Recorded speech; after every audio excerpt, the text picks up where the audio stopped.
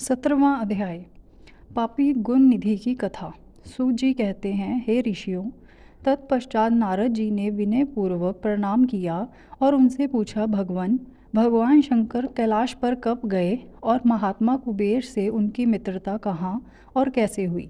प्रभु शिव जी कैलाश पर क्या करते हैं, कृपा कर मुझे बताइए। इसे सुनने के लिए मैं बहुत उत्सुक हूँ। ब्रह्मा जी बोले, हे नारद, मैं तुम्हें चंद्रमौली भगवान शिव के विषय में बताता हूँ। काम्पिल्य नगर में यज्ञदत्त दीक्षित नामक एक ब्राह्मण रहते थे, जो अत्यंत प्रसिद्ध थे। वे यज्ञ विद्या में बड़े पारंगत थे। उनका गुण निधि नामक एक 8 वर्षीय पुत्र था।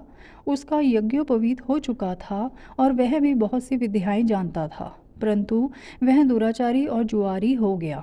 वह हर वक्त खेलता कूदता रहता था तथा गाने बजाने वालों का साथी हो गया था। माता के बहुत कहने पर भी वह पिता के समीप नहीं जाता था और उनकी किसी आज्ञा को नहीं मानता था। उसके पिता घर के कार्यों तथा दीक्षा आदि देने में लगे रहते थे। जब घर पर आकर अपनी पत्नी से गुण निधि के बारे में पूछते तो वह झूठ कह देती कि वह कहीं स्नान करने या देवताओं का पूजन करने गया है।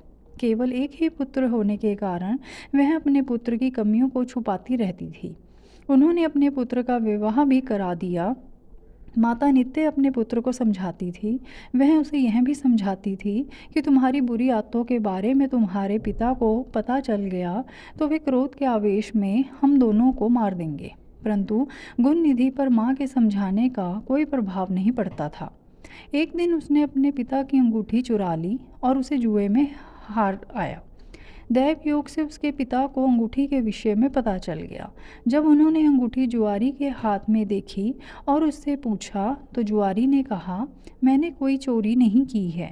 अंगूठी मुझे तुम्हारे पुत्र ने ही दी है।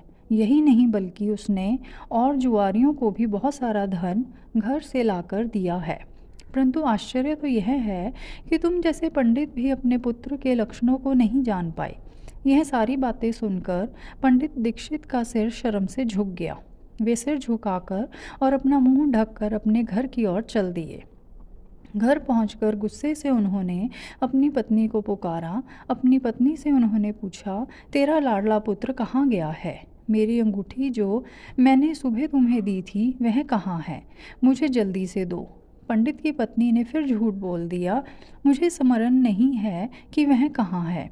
अब तो दीक्षित जी को और भी क्रोध आ गया। वे अपनी पत्नी से बोले, तू बड़ी सत्यवादिनी है, इसलिए मैं जब भी गुण निधि के बारे में